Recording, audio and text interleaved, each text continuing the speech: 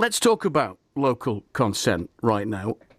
What does that look like? Scott Benton, the Conservative MP for Blackpool South, in a tweet says he believes that people in Blackpool South do not support fracking.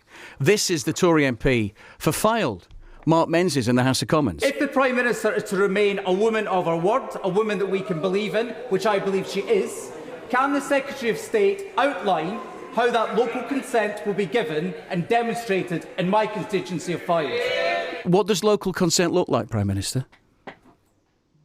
Well, the Energy Secretary will be laying out in more detail exactly what that looks like, but it does mean making sure there is local support for going ahead. And I can assure it sounds you, like you don't know.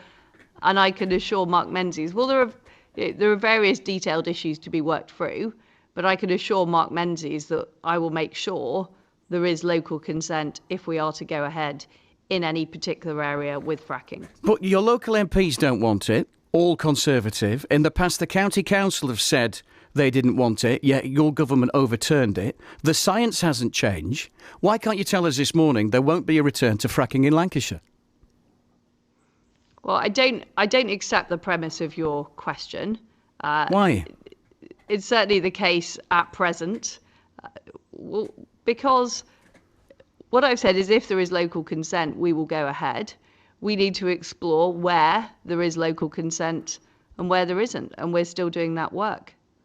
Your I don't think Chancellor, we should rule out the whole of Lancashire. You talked about how it's a success in other countries, but in America they do it in the middle of nowhere. Do you actually know where Preston New Road is, where they have been fracking?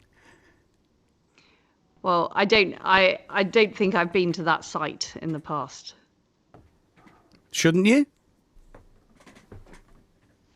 Well, as I've said, we will only go ahead with projects where there is local consent. I'm very, very clear about that. Now, we will make sure that local consent is in place. And